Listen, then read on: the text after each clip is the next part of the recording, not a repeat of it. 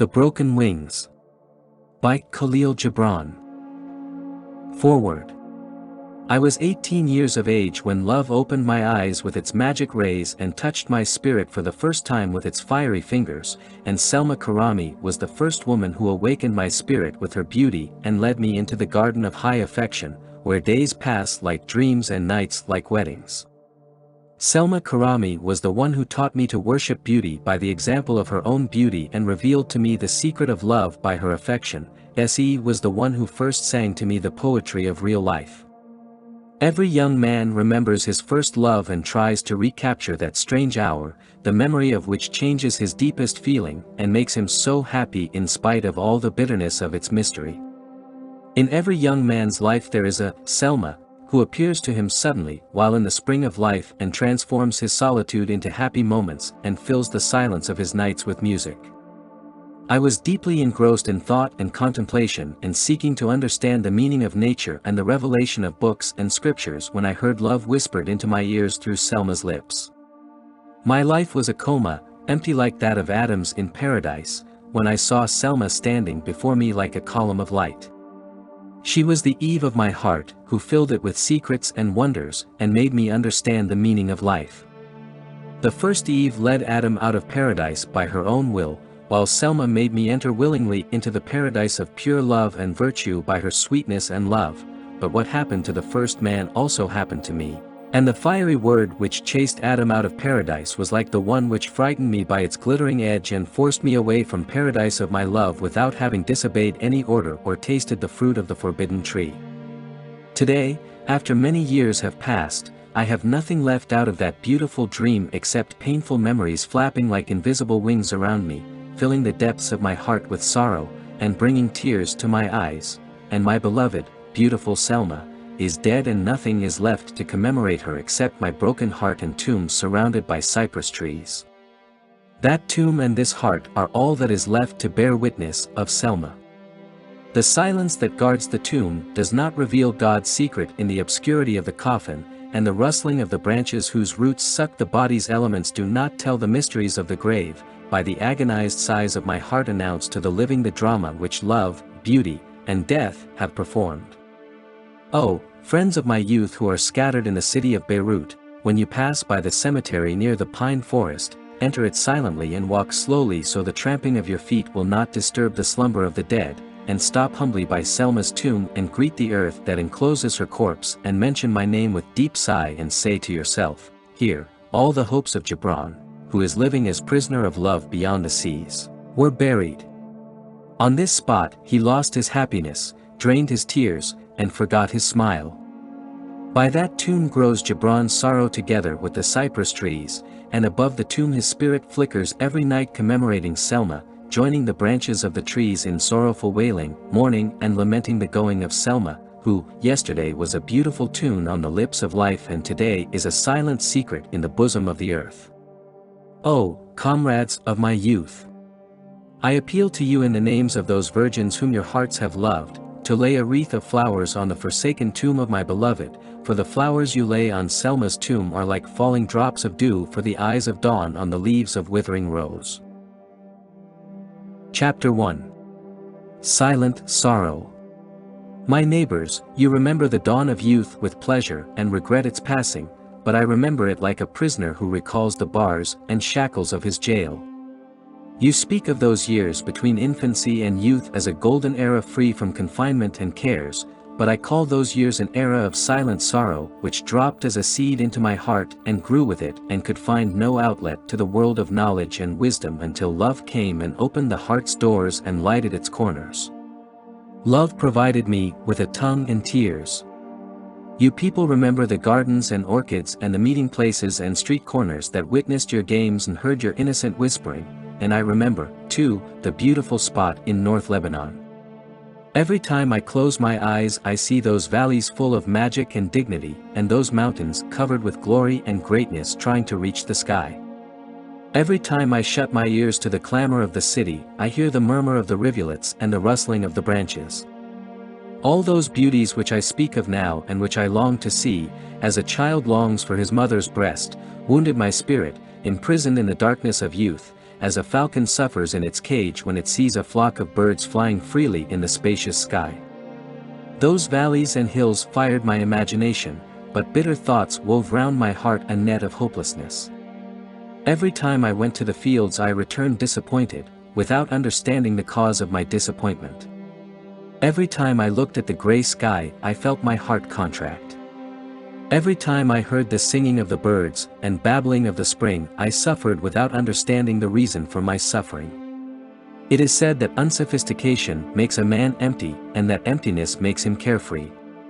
It may be true among those who were born dead and who exist like frozen corpses, but the sensitive boy who feels much and knows little is the most unfortunate creature under the sun, because he is torn by two forces.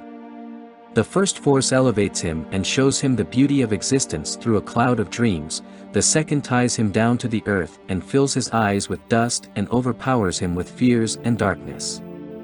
Solitude has soft, silky hands, but with strong fingers it grasps the heart and makes it ache with sorrow.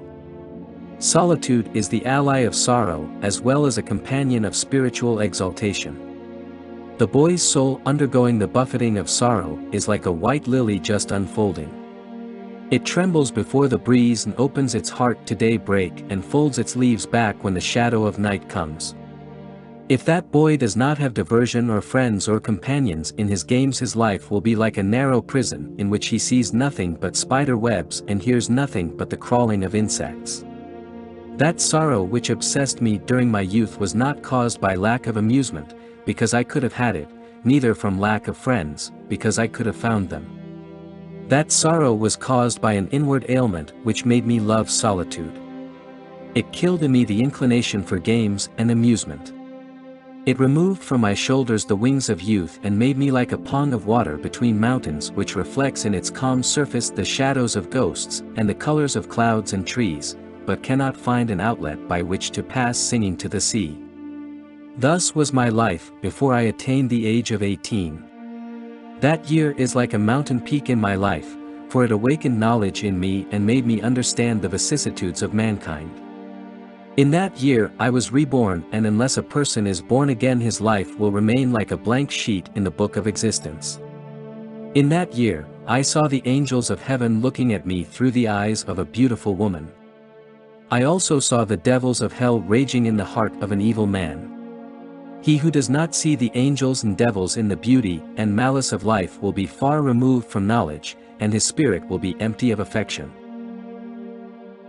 Chapter 2. The Hand of Destiny. In the spring of that wonderful year, I was in Beirut. The gardens were full of Nisan flowers, and the earth was carpeted with green grass, and like a secret of earth revealed to heaven.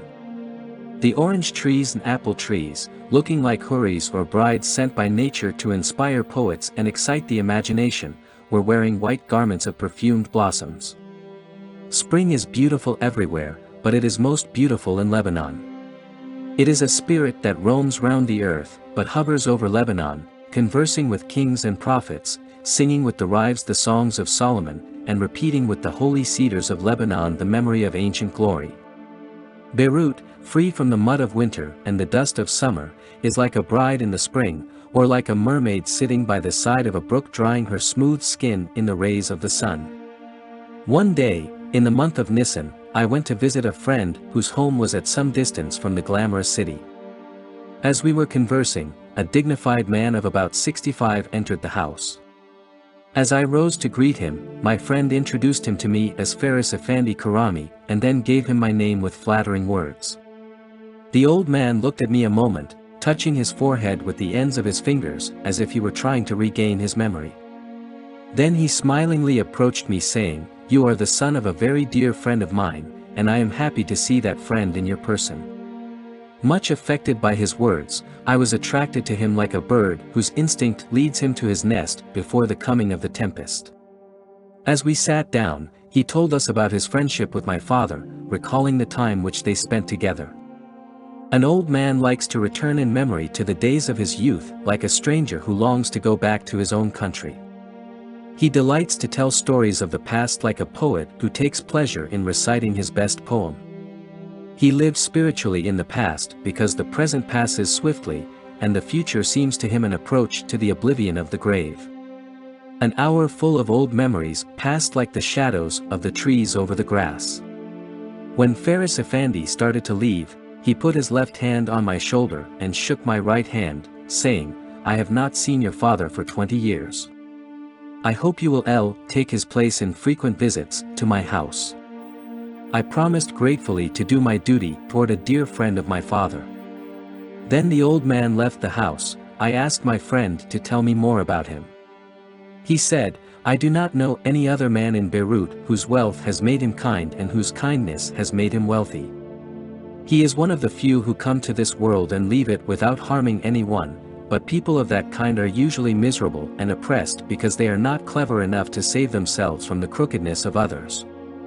Faris Effendi has one daughter whose character is similar to his and whose beauty and gracefulness are beyond description, and she will also be miserable because her father's wealth is placing her already at the edge of a horrible precipice." As he uttered these words, I noticed that his face clouded. Then he continued, "Faris Effendi is a good old man with a noble heart, but he lacks willpower. People lead him like a blind man. His daughter obeys him in spite of her pride and intelligence, and this is the secret which lurks in the life of father and daughter. This secret was discovered by an evil man who is a bishop and whose wickedness hides in the shadow of his gospel. He makes the people believe that he is kind and noble. He is the head of religion in this land of the religions. The people obey and worship him. He leads them like a flock of lambs to the slaughterhouse. This bishop has a nephew who is full of hatefulness and corruption. The day will come sooner or later when he will place his nephew on his right and Faris Effendi's daughter on this left, and, holding with his evil hand the wreath of matrimony over their heads, will tie a pure virgin to a filthy degenerate, placing the heart of the day in the bosom of the night. That is all I can tell you about Faris Effendi and his daughter, so do not ask me any more questions." Saying this, he turned his head toward the window as if he were trying to solve the problems of human existence by concentrating on the beauty of the universe. As I left the house, I told my friend that I was going to visit Faris Effendi in a few days for the purpose of fulfilling my promise and for the sake of the friendship which had joined him and my father. He stared at me for a moment, and I noticed a change in his expression as if my few simple words had revealed to him a new idea. Then he looked straight through my eyes in a strange manner, a look of love, mercy, and fear, the look of a prophet who foresees what no one else can divine. Then his lips trembled a little, but he said nothing when I started towards the door. That strange look followed me, the meaning of which I could not understand until I grew up in the world of experience, where hearts understand each other intuitively and where spirits are mature with knowledge. Chapter 3. Entrance to the Shrine. In a few days, loneliness overcame me, and I tired of the grim faces of books. I hired a carriage and started for the house of Faris Effendi. As I reached the pine woods where people went for picnics, the driver took a private way, shaded with willow trees on each side. Passing through, we could see the beauty of the green grass, the grapevines, and the many-colored flowers of Nisan just blossoming. In a few minutes the carriage stopped before a solitary house in the midst of a beautiful garden. The scent of roses, gardenia, and jasmine filled the air. As I dismounted and entered the spacious garden, I saw Faris Effendi coming to meet me. He ushered me into his house with a hearty welcome and sat by me, like a happy father when he sees his son, showering me with questions on my life, future and education. I answered him, my voice full of ambition and zeal, for I heard ringing in my ears the hymn of glory, and I was sailing the calm sea of hopeful dreams. Just then a beautiful young woman, dressed in a gorgeous white silk gown, appeared from behind the velvet curtains of the door and walked toward me. Faris Effendi and I rose from our seats. "This is my daughter Selma," said the old man. Then he introduced me to her, saying, "Fate has brought back to me a dear old friend of mine in the person of his son." Selma stared at me a moment as if doubting that a visitor could have entered their house. Her hand, when I touched it, was like a white lily, and a strange pang pierced my heart. We all sat silent as if Selma had brought into the room with her heavenly spirit worthy of mute respect. As she felt the silence she smiled at me and said, "Many a times my father has repeated to me the stories of his youth and of the old days he and your father spent together. If your father spoke to you in the same way, then this meeting is not the first one between us." The old man was delighted to hear his daughter talking in such a manner and said, "Selma is very sentimental. She sees everything through the eyes of the spirit." Then he resumed his conversation with care and tact as if he had found in me a magic which took him on the wings of memory to the days of the past. As I considered him, dreaming of my own later years, he looked upon me, as a lofty old tree that has withstood storms and sunshine throws its shadow upon a small sapling which shakes before the breeze of dawn. But Selma was silent. Occasionally, she looked first at me and then at her father as if reading the first and last chapters of life's drama. The day passed faster in that garden, and I could see through the window the ghostly yellow kiss of sunset on the mountains of Lebanon. Faris Effendi continued to recount his experiences, and I listened entranced and responded with such enthusiasm that his sorrow was changed to happiness. Selma sat by the window, looking on with sorrowful eyes and not speaking, although beauty has its own heavenly language, loftier than the voices of tongues and lips. It is a timeless language, common to all humanity. A calm lake attracts the singing rivulets to its depth and makes them silent. Only our spirits can understand beauty, or live and grow with it. It puzzles our minds, we are unable to describe it in words. It is a sensation that our eyes cannot see, derived from both the one who observes and the one who is looked upon. Real beauty is a ray which emanates from the Holy of Holies of the Spirit, and illuminates the body, as life comes from the depths of the earth and gives color and scent to a flower. Real beauty lies in the spiritual accord that is called love, which can exist between a man and a woman. Did my spirit and Selma's reach out to each other that day when we met, and did that yearning make me see her as the most beautiful woman under the sun? Or was I intoxicated with the wine of youth, which made me fancy that which never existed? Did my youth blind my natural eyes and make me imagine the brightness of her eyes, the sweetness of her mouth, and the grace of her figure? Or was it that her brightness, sweetness, and grace opened my eyes and showed me the happiness and sorrow of love? It is hard to answer these questions, but I say truly that in that hour I felt an emotion that I had never felt before, a new affection resting calmly in my heart, like the Spirit hovering over the waters at the creation of the world, and from that affection was born my happiness and my sorrow. Thus ended the hour of my first meeting with Selma, and thus the will of heaven freed me from the bondage of youth and solitude and let me walk in the procession of love. Love is the only freedom in the world because it so elevates the spirit that the laws of humanity and the phenomena of nature do not alter its course. As I rose from my seat to depart, Faris Effendi came close to me and said soberly, "Now my son, since you know your way to this house, you should come often and feel that you are coming to your father's house. Consider me as a father and Selma as a sister." Saying this, he turned to Selma as if to ask confirmation of his statement. She nodded her head positively and then looked at me as one who has found an old acquaintance. Those words uttered by Faris Effendi Karamy placed me side by side with his daughter at the altar of love. Those words were a heavenly song which started with exaltation and ended with sorrow. They raised our spirits to the realm of light and searing flame. They were the cup from which we drank happiness and bitterness. I left the house. The old man accompanied me to the edge of the garden, while my heart throbbed like the trembling lips of a thirsty man. Chapter 4. The White Torch. The month of Nisan had nearly passed. I continued to visit the home of Faris Effendi and to meet Selma in that beautiful garden, gazing upon her beauty, marveling at her intelligence, and hearing the stillness of sorrow. I felt an invisible hand drawing me to her. Every visit gave me a new meaning to her beauty and a new insight into her sweet spirit, until she became a book whose pages I could understand and whose praises I could sing, but which I could never finish reading. A woman whom Providence has provided with beauty of spirit and body is a truth, at the same time both open and secret, which we can understand only by love, and touch only by virtue, and when we attempt to describe such a woman she disappears like vapor. Selma Karamy had bodily and spiritual beauty, but how can I describe her to one who never knew her? Can a dead man remember the singing of a nightingale and the fragrance of a rose and the sigh of a brook? Can a prisoner who is heavily loaded with shackles follow the breeze of the dawn? Is not silence more painful than death? Does pride prevent me from describing Selma in plain words, since I cannot draw her truthfully with luminous colors? A hungry man in a desert will not refuse to eat dry bread if heaven does not shower him with manna and quails. In her white silk dress, Selma was slender as a ray of moonlight coming through the window. She walked gracefully and rhythmically.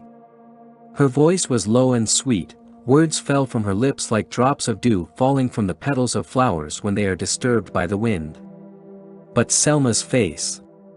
No words can describe its expression, reflecting first great internal suffering, then heavenly exaltation. The beauty of Selma's face was not classic, it was like a dream of revelation which cannot be measured or bound or copied by the brush of a painter or the chisel of a sculptor.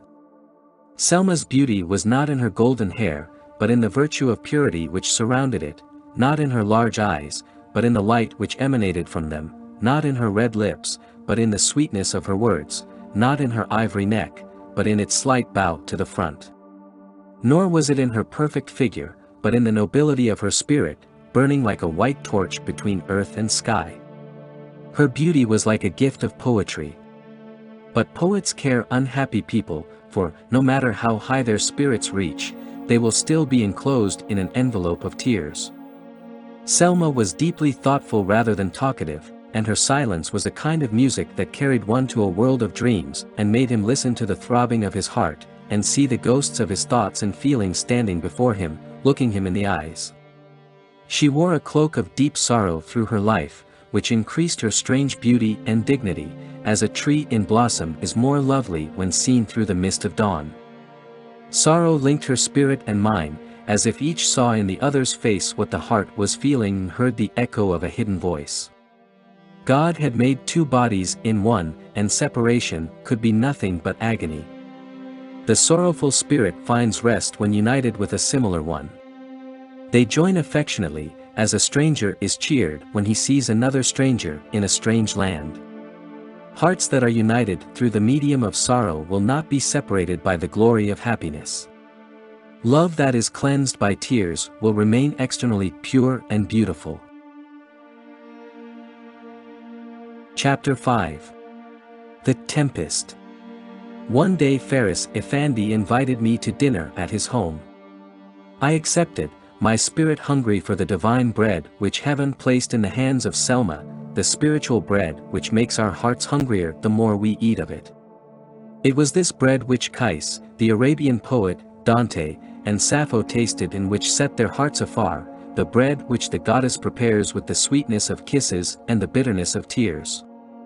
As I reached the home of Faris Effendi, I saw Selma sitting on a bench in the garden resting her head against a tree and looking like a bride in her white silk dress, or like a sentinel guarding that place. Silently and reverently I approached and sat by her. I could not talk, so I resorted to silence, the only language of the heart, but I felt that Selma was listening to my wordless call and watching the ghost of my soul in my eyes. In a few minutes the old man came out and greeted me as usual. When he stretched his hand toward me, I felt as if he were blessing the secrets that united me and his daughter. Then he said, "Dinner is ready, my children, let us eat." We rose and followed him, and Selma's eyes brightened, for a new sentiment had been added to her love by her father's calling us his children. We sat at the table enjoying the food and sipping the old wine, but our souls were living in a world far away. We were dreaming of the future and its hardships. 3 persons were separated in thoughts, but united in love, 3 innocent people with much feeling but little knowledge. A drama was being performed by an old man who loved his daughter and cared for her happiness, a young woman of 20 looking into the future with anxiety, and a young man, dreaming and worrying, who had tasted neither the wine of life nor its vinegar, and trying to reach the height of love and knowledge but unable to life himself up. We three sitting in twilight were eating and drinking in that solitary home, guarded by heaven's eyes, but at the bottoms of our glasses were hidden bitterness and anguish. As we finished eating, one of the maids announced the presence of a man at the door who wished to see Faris Effendi. "Who is he?" asked the old man. "The bishop's messenger," said the maid. There was a moment of silence during which Faris Effendi stared at his daughter like a prophet who gazes at heaven to divine its secret. Then he said to the maid, "Let the man in." As the maid left, a man, dressed in oriental uniform and with big mustache curled at the ends, entered and greeted the old man, saying, "His Grace, the bishop, has sent me for you with his private carriage. He wishes to discuss important business with you." The old man's face clouded and his smile disappeared. After a moment of deep thought he came close to me and said in a friendly voice, "I hope to find you here when I come back, for Selma will enjoy your company in this solitary place." Saying this, he turned to Selma and, smiling, asked if she agreed. She nodded her head, but her cheeks became red, and with a voice sweeter than the music of the lyre she said, "I will do my best, father, to make our guest happy." Selma watched the carriage that had taken her father and the bishop's messenger until it disappeared. Then she came and sat opposite me on a divan covered with green silk. She looked like a lily bent to the carpet of green grass by the breeze of dawn. It was the will of heaven that I should be with Selma alone, at night, in her beautiful home surrounded by trees, where silence, love, beauty and virtue dwelt together. We were both silent, each waiting for the other to speak, but speech is not the only means of understanding between two souls. It is not the syllables that come from the lips and tongues that bring hearts together. There is something greater and purer than what the mouth utters. Silence illuminates our souls, whispers to our hearts, and brings them together. Silence separates us from ourselves, makes us sail the firmament of spirit, and brings us closer to heaven. It makes us feel that bodies are no more than prisons, and that this world is only a place of exile. Selma looked at me and her eyes revealed the secret of her heart. Then she quietly said, "Let us go to the garden and sit under the trees and watch the moon come up behind the mountains." Obediently, I rose from my seat, but I hesitated. "Don't you think we had better stay here until the moon has risen and illuminates the garden?" And I continued, "The darkness hides the trees and flowers. We can see nothing." Then she said, "If darkness hides the trees and flowers from our eyes, it will not hide love from our hearts." Uttering these words in a strange tone, she turned her eyes and looked through the window. I remained silent, pondering her words, weighing the true meaning of each syllable. Then she looked at me as if she regretted what she had said and tried to take away those words from my ears by the magic of her eyes. But those eyes, instead of making me forget what she had said, repeated through the depths of my heart more clearly and effectively the sweet words which had already become graven in my memory for eternity. Every beauty and greatness in this world is created by a single thought or emotion inside a man. Everything we see today, made by past generation, was, before its appearance, a thought in the mind of a man or an impulse in the heart of a woman. The revolutions that shed so much blood and turned men's minds toward liberty were the idea of one man who lived in the midst of thousands of men. The devastating wars which destroyed empires were a thought that existed in the mind of an individual. The supreme teachings that changed the course of humanity were the ideas of a man whose genius separated him from his environment. A single thought built the pyramids, founded the glory of Islam, and caused the burning of the library at Alexandria. One thought will come to you at night which will elevate you to glory or lead you to asylum. One look from a woman's eye makes you the happiest man in the world. One word from a man's lips will make you rich or poor. That word which Selma uttered that night arrested me between my past and future, as a boat which is anchored in the midst of the ocean. That word awakened me from the slumber of youth and solitude and set me on the stage where life and death play their parts. The scent of flowers mingled with the breeze as we came into the garden and sat silently on a bench near a jasmine tree, listening to the breathing of sleeping nature, while in the blue sky the eyes of heaven witnessed our drama. The moon came out from behind Mount Sunan and shone over the coast, hills, and mountains, and we could see the villages fringing the valley like apparitions which have suddenly been conjured from nothing. We could see the beauty of Lebanon under the silver rays of the moon. Poets of the West think of Lebanon as a legendary place, forgotten since the passing of David and Solomon and the prophets, as the Garden of Eden became lost after the fall of Adam and Eve. To those Western poets, the word Lebanon is a poetical expression associated with a mountain whose sides are drenched with the incense of the holy cedars. It reminds them of the temples of copper and marble standing stern and impregnable, and of a herd of deer feeding in the valleys. That night I saw Lebanon dreamlike with the eyes of a poet. Thus, the appearance of things changes according to the emotions, and thus we see magic and beauty in them, while the magic and beauty are really in ourselves. As the rays of the moon shone on the face, neck, and arms of Selma, she looked like a statue of ivory sculptured by the fingers of some worshipper of Ishtar, goddess of beauty and love. As she looked at me, she said, "Why are you silent? Why do you not tell me something about your past?" As I gazed at her, my muteness vanished, and I opened my lips and said, "Did you not hear what I said when we came to this orchard? The spirit that hears the whispering of flowers and the singing of silence can also hear the shrieking of my soul and the clamor of my heart." She covered her face with her hands and said in a trembling voice, "Yes, I heard you. I heard a voice coming from the bosom of night and a clamor raging in the heart of the day." Forgetting my past, my very existence, everything but Selma, I answered her, saying, "And I heard you, too, Selma." I heard exhilarating music pulsing in the air and causing the whole universe to tremble. Upon hearing these words, she closed her eyes, and her lips I saw a smile of pleasure mingled with sadness. She whispered softly, "Now I know that there is something higher than heaven and deeper than the ocean and stranger than life and death and time. I know now what I did not know before." At that moment Selma became dearer than a friend and closer than a sister and more beloved than a sweetheart. She became a supreme thought, a beautiful, an overpowering emotion living in my spirit. It is wrong to think that love comes from long companionship and persevering courtship.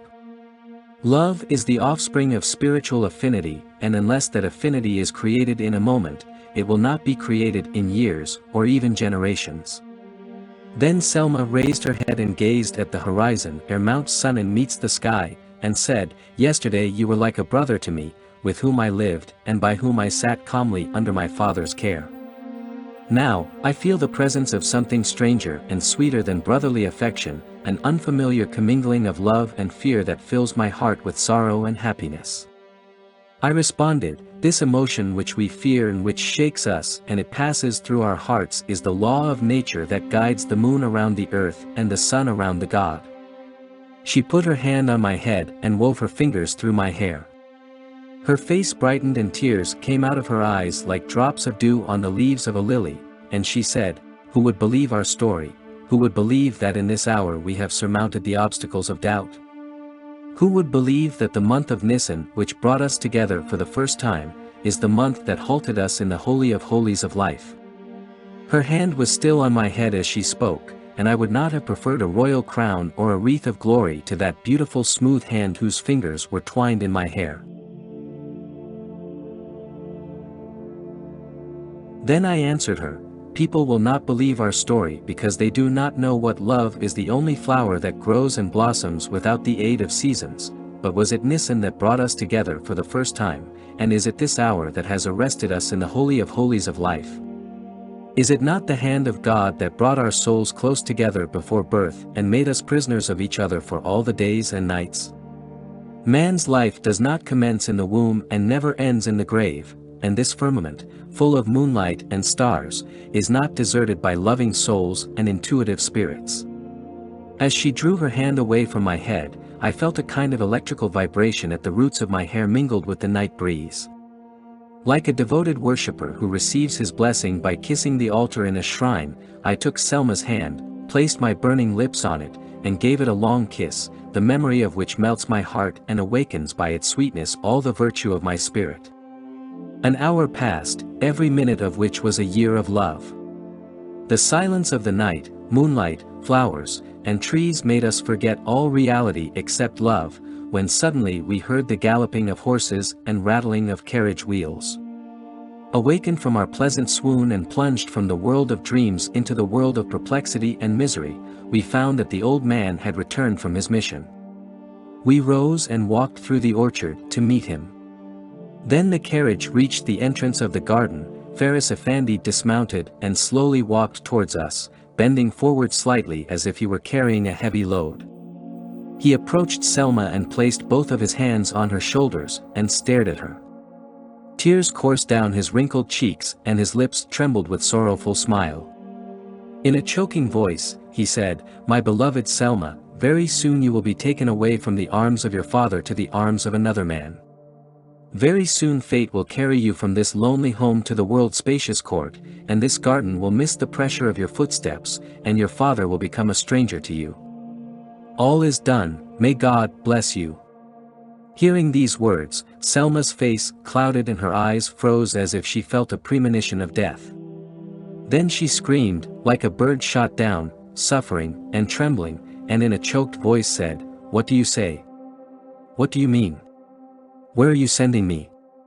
Then she looked at him searchingly, trying to discover his secret. In a moment she said, "I understand. I understand everything. The bishop has demanded me from you and has prepared a cage for this bird with broken wings. Is this your will, father?" His answer was a deep sigh. Tenderly he led Selma into the house, while I remained standing in the garden, waves of perplexity beating upon me like a tempest upon autumn leaves. Then I followed them into the living room, and to avoid embarrassment, shook the old man's hand, looked at Selma, my beautiful star, and left the house. As I reached the end of the garden I heard the old man calling me and turned to meet him. Apologetically he took my hand and said, "Forgive me, my son. I have ruined your evening with the shedding of tears, but please come to see me when my house is deserted and I am lonely and desperate. Youth, my dear son, does not combine with senility, as morning does not have meet the night, but you will come to me and call to my memory the youthful days which I spent with your father, and you will tell me the news of life which does not count me as among its sons any longer. Will you not visit me when Selma leaves and I am left here in loneliness?" While he said these sorrowful words and I silently shook his hand, I felt the warm tears falling from his eyes upon my hand. Trembling with sorrow and filial affection, I felt as if my heart were choked with grief. When I raised my head and he saw the tears in my eyes, he bent toward me and touched my forehead with his lips. "Goodbye, son, goodbye. An old man's tear is more potent than that of a young man because it is the residuum of life in his weakening body. A young man's tear is like a drop of dew on the leaf of a rose, while that of an old man is like a yellow leaf which falls with the wind at the approach of winter." As I left the house of Faris Effendi Karamy, Selma's voice still rang in my ears, her beauty followed me like a wraith, and her father's tears dried slowly on my hand.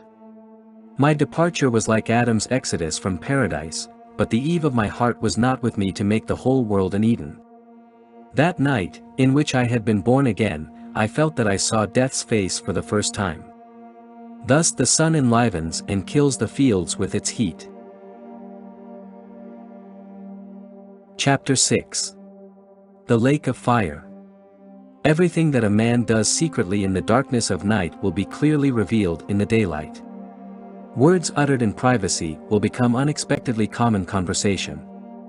Deed which we hide today in the corners of our lodgings will be shouted on every street tomorrow.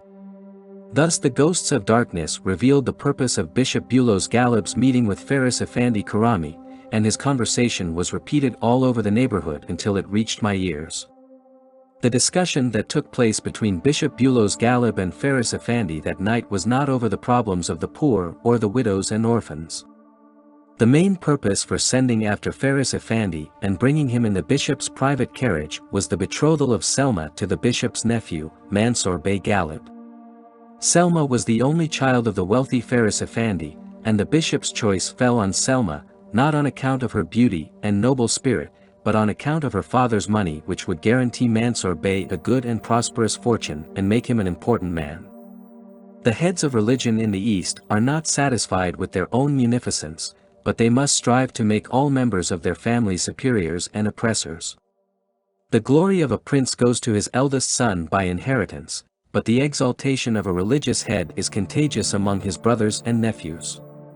Thus the Christian bishop and the Muslim imam and the Brahmin priest become like sea reptiles who clutch their prey with many tentacles and suck their blood with numerous mouths.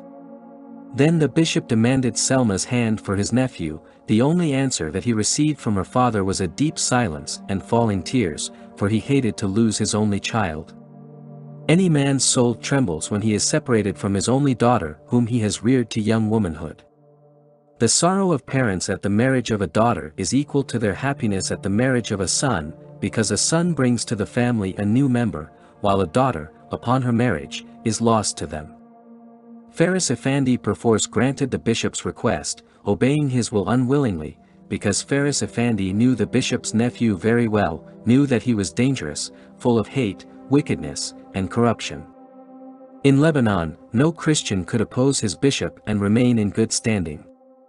No man could disobey his religious head and keep his reputation. The eye could not resist a spear without being pierced, and the hand could not grasp a sword without being cut off. Suppose that Faris Effendi had resisted the bishop and refused his wish, then Selma's reputation would have been ruined and her name would have been blemished by the dirt of lips and tongues. In the opinion of the fox, high bunches of grapes that can't be reached are sour. Thus destiny seized Selma and led her like a humiliated slave in the procession of miserable Oriental women, and thus fell that noble spirit into the trap after having flown freely on the white wings of love in a sky full of moonlight scented with the odor of flowers. In some countries, the parents' wealth is a source of misery for the children. The wide strong box which the father and mother together have used for the safety of their wealth becomes a narrow, dark prison for the souls of their heirs. The almighty dinar which the people worship becomes a demon which punished the spirit and deadens the heart. Selma Karamy was one of those who were the victims of their parents' wealth and bridegroom's cupidity. Had it not been for her father's wealth, Selma would still be living happily. A week had passed. The love of Selma was my sole entertainer, singing songs of happiness for me at night and waking me at dawn to reveal the meaning of life and the secrets of nature. It is a heavenly love that is free from jealousy, rich and never harmful to the spirit. It is deep affinity that bathes the soul in contentment, a deep hunger for affection which, when satisfied, fills the soul with bounty, a tenderness that creates hope without agitating the soul, changing earth to paradise and life to a sweet and a beautiful dream. In the morning, when I walked in the fields, I saw the token of eternity in the awakening of nature, and when I sat by the seashore I heard the waves singing the song of eternity. And when I walked in the streets I saw the beauty of life and the splendor of humanity in the appearance of passers-by and movements of workers. Those days passed like ghosts and disappeared like clouds, and soon nothing was left for me but sorrowful memories. The eye with which I used to look at the beauty of spring and the awakening of nature, could see nothing but the fury of the tempest and the misery of winter. The ears with which I formerly heard with delight the song of the waves, could hear only the howling of the wind and the wrath of the sea against the precipice. The soul which had observed happily the tireless vigor of mankind and the glory of the universe, was tortured by the knowledge of disappointment and failure. Nothing was more beautiful than those days of love, and nothing was more bitter than those horrible nights of sorrow. When I could no longer resist the impulse, I went, on the weekend, once more to Selma's home, the shrine which beauty had erected and which love had blessed, in which the spirit could worship and the heart kneel humbly and pray. When I entered the garden I felt a power pulling me away from this world and placing me in a sphere supernaturally free from struggle and hardship. Like a mystic who receives a revelation of heaven, I saw myself amid the trees and flowers, and as I approached the entrance of the house I beheld Selma sitting on the bench in the shadow of a jasmine tree where we both had sat the week before, on that night which Providence had chosen for the beginning of my happiness and sorrow. She neither moved nor spoke as I approached her. She seemed to have known intuitively that I was coming, and when I sat by her she gazed at me for a moment and sighed deeply, then turned her head and looked at the sky. And, after a moment full of magic silence, she turned back toward me and tremblingly took my hand and said in a faint voice, "Look at me, my friend, study my face and I read in it that which you want to know and which I cannot recite. Look at me, my beloved, look at me, my brother." I gazed at her intently and saw that those eyes, which a few days ago were smiling like lips and moving like the wings of a nightingale's, were already sunken and glazed with sorrow and pain. Her face, that had resembled the unfolding, sun-kissed leaves of a lily, had faded and become colorless. Her sweet lips were like two withering roses that autumn has left on their stems. Her neck, that had been a column of ivory, was bent forward as if it no longer could support the burden of grief in her head. All these changes I saw in Selma's face, but to me they were like a passing cloud that covered the face of the moon and makes it more beautiful. A look which reveals inward stress adds more beauty to the face, no matter how much tragedy and pain it bespeaks, but the face which, in silence, does not announce hidden mysteries is not beautiful, regardless of the symmetry of its features. The cup does not entice our lips unless the wine's color is seen through the transparent crystal. Selma, on that evening, was like a cup full of heavenly wine concocted of the bitterness and sweetness of life. Unaware, she symbolized the Oriental woman who never leaves her parents' home until she puts upon her neck the heavy yoke of her husband, who never leaves her loving mother's arms until she must live as a slave, enduring the harshness of her husband's mother. I continued to look at Selma and listen to her depressed spirit and suffer with her until I felt that time has ceased and the universe had faded from existence. I could see only her two large eyes staring fixedly at me and could feel only her cold, trembling hand holding mine. I woke from my swoon hearing Selma saying quietly, "Come, my beloved, let us discuss the horrible future before it comes. My father has just left the house to see the man who is going to be my companion until death. My father, whom God chose for the purpose of my existence, will meet the man whom the world has selected to be my master for the rest of my life. In the heart of this city, the old man who accompanied me during my youth will meet the young man who will be my companion for the coming years. Tonight the two families will set the marriage date. What a strange and impressive hour. Last week at this time, under this jasmine tree, love embraced my soul for the first time, okay. While destiny was writing the first word of my life's story at the bishop's mansion. Now, while my father and my suitor are planning the day of marriage, I see your spirit quivering around me as a thirsty bird flickers above a spring of water guarded by a hungry serpent. Oh, how great this night is! And how deep is its mystery! Learning these words, I felt that dark ghost of complete despondency was seizing our love to choke it in its infancy, and I answered her, that bird will remain flickering over that spring until thirst destroys him or falls into the grasp of a serpent and becomes its prey. She responded, no, my beloved, this nightingale should remain alive and sing until dark comes, until spring passes, until the end of the world, and keep on singing eternally. His voice should not be silenced, because he brings life to my heart, his wings should not be broken, because their motion removes the cloud from my heart. When I whispered, Selma, my beloved, thirst will exhaust him, and fear will kill him. She replied immediately with trembling lips, the thirst of soul is sweeter than the wine of material things, and the fear of spirit is dearer than the security of the body. But listen, my beloved, listen carefully, I am standing today at the door of a new life which I know nothing about. I am like a blind man who feels his way so that he will not fall. My father's wealth has placed me in the slave market, and this man has bought me. I neither know nor love him, but I shall learn to love him, and I shall obey him, serve him, and make him happy. I shall give him all that a weak woman can give a strong man. But you, my beloved, are still in the prime of life. You can walk freely upon life's spacious path, carpeted with flowers. You are free to traverse the world, making of your heart a torch to light your way.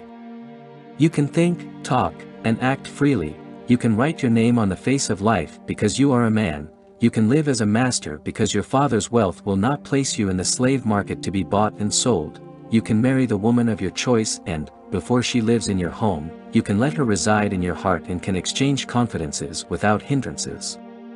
Silence prevailed for a moment, and Selma continued, "But, is it now that life will tear us apart so that you may attain the glory of a man and I the duty of a woman? Is it for this that the valley swallows the song of the nightingale in its depths, and the wind scatters the petals of the rose, and the feet tread upon the wind cup? Were all those nights we spent in the moonlight by the jasmine tree, where our souls united, in vain? Did we fly swiftly toward the stars until our wings tired, and are we descending now into the abyss? Or was love asleep when he came to us, and did he, when he woke, become angry and decide to punish us? Or did our spirits turn the night's breeze into a wind that tore us to pieces and blew us like dust to the depth of the valley? We disobeyed no commandment, nor did we taste of forbidden fruit, so what is making us leave this paradise? We never conspired or practiced mutiny, then why are we descending to hell? No, no, the moments which united us are greater than centuries, and the light that illuminated our spirits is stronger than the dark, and if the tempest separates us on this rough ocean, the waves will unite us on the calm shore, and if this life kills us, death will unite us. A woman's heart will change with time or season, even if it dies eternally, it will never perish. A woman's heart is like a field turned into a battleground, after the trees are uprooted and the grass is burned and the rocks are reddened with blood and the earth is planted with bones and skulls, it is calm and silent as if nothing has happened, for the spring and autumn come at their intervals and resume their work. And now, my beloved, what shall we do? How shall we part and when shall we meet? Shall we consider love a strange visitor who came in the evening and left us in the morning? Or shall we suppose this affection a dream that came in our sleep and departed when we awoke? Shall we consider this week an hour of intoxication to be replaced by soberness? Raise your head and let me look at you, my beloved, open your lips and let me hear your voice. Speak to me. Will you remember me after this tempest has sunk the ship of our love? Will you hear the whispering of my wings in the silence of the night? Will you hear my spirit fluttering over you? Will you listen to my sighs? Will you see my shadow approach with the shadows of dusk and disappear with the flush of dawn? Tell me, my beloved, what will you be after having been magic ray to my eyes, sweet song to my ears, and wings to my soul? What will you be? Learning these words, my heart melted, and I answered her, I will be as you want me to be, my beloved. Then she said, I want you to love me as a poet loves his sorrowful thoughts. I want you to remember me as a traveler remembers a calm pool in which his image was reflected as he drank its water. I want you to remember me as a mother remember her child that died before it saw the light, and I want you to remember me as a merciful king remembers a prisoner who died before his pardon reached him. I want you to be my companion, and I want you to visit my father and console him in his solitude, because I shall be leaving him soon and shall be a stranger to him. I answered her, saying, I will do all you have said and will make my soul an envelope for your soul, and my heart a residence for your beauty and my breast a grave for your sorrows. I shall love you, Selma, as the prairies love the spring, and I shall live in you in the life of a flower under the sun's rays. I shall sing your name as the valley sings the echo of the bells of the village churches, I shall listen to the language of your soul as the shore listens to the story of the waves. I shall remember you as a stranger remembers his beloved country, and as a hungry man remembers a banquet, and as a dethroned king remembers the days of his glory, and as a prisoner remembers the hours of ease and freedom. I shall remember you as a sower remembers the bundles of wheat on his threshing floor, and as a shepherd remembers the green prairies the sweet brooks. Selma listened to my words with palpitating heart, and said, Tomorrow the truth will become ghostly and the awakening will be like a dream. Will a lover be satisfied embracing a ghost, or will a thirsty man quench his thirst from the spring or a dream? I answered her, Tomorrow, destiny will put you in the midst of a peaceful family, but it will send me into the world of struggle and warfare. You will be in the home of a person whom chance has made most fortunate through your beauty and virtue, while I shall be living a life of suffering and fear. You will enter the gate of life, while I shall enter the gate of death. You will be received hospitably, while I shall exist in solitude, but I shall erect a statue of love and worship it in the valley of death. Love will be my sole comforter, and I shall drink love like wine and wear it like garment. At dawn, love will wake me from slumber and take me to the distant field, and at noon will lead me to the shadows of trees, where I will find shelter with the birds from the heat of the sun. In the evening, it will cause me to pause before sunset to hear nature's farewell song to the light of day and will show me ghostly clouds sailing in the sky. At night, love will embrace me, and I shall sleep, dreaming of the heavenly world where the spirits of lovers and poets abide. In the spring I shall walk side by side with love among violets and jasmines and drink the remaining drops of winter in the lily cups. In summer we shall make the bundles of hay our pillows and the grass our bed, and the blue sky will cover us as we gaze at the stars and the moon. In autumn, love and I will go to the vineyard and sit by the wine press and watch the grapevines being denuded of their golden ornaments, and the migrating flocks of birds will wing over us. In winter, we shall sit by the fireside reciting stories of long ago and chronicles of far countries. During my youth, love will be my teacher, in middle age, my help, and in old age, my delight. Love, my beloved Selma, will stay with me to the end of my life, and after death the hand of God will unite us again.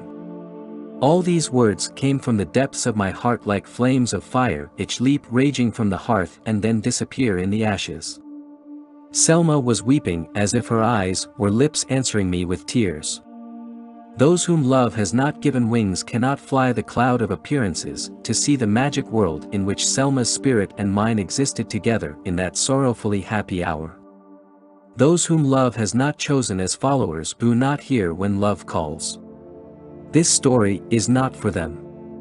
Even if they should comprehend these pages, they would not be able to grasp the shadowy meanings which are not clothed in words and do not reside on paper. But what human being is he who has never sipped the wine from the cup of love, and what spirit is it that has never stood reverently before that lighted altar in a temple whose pavement is the hearts of men and women and whose ceiling is the secret canopy of dreams? What flower is that on whose leaves the dawn has never poured a drop of dew? What streamlet is that which lost its course without going to the sea? Selma raised her face toward the sky and gazed at the heavenly stars which studded the firmament. She stretched out her hands, her eyes widened, and her lips trembled. On her pale face, I could see the signs of sorrow, oppression, hopelessness, and pain. Then she cried, "O Lord, what has a woman done that hath offended thee? What sin has she committed to deserve such a punishment? For what crime has she been awarded everlasting castigation? O Lord, thou art strong, and I am weak. Why hast thou made me suffer pain? Thou art great and almighty, while I am nothing but a tiny creature crawling before thy throne. Why hast thou crushed me with thy foot?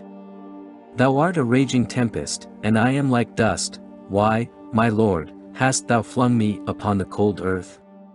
Thou art powerful, and I am helpless. Why art thou fighting me? Thou art considerate, and I am prudent. Why art thou destroying me? Thou hast created woman with love, and why, with love, dost thou ruin her? With thy right hand dost thou lift her, and with thy left hand dost thou strike her into the abyss, and she knows not why. In her mouth thou blowest the breath of life, and in her heart thou sowest the seeds of death. Thou dost show her the path of happiness, but thou leadest her in the road of misery. In her mouth thou dost place a song of happiness, but then thou dost close her lips with sorrow and dost fetter her tongue with agony.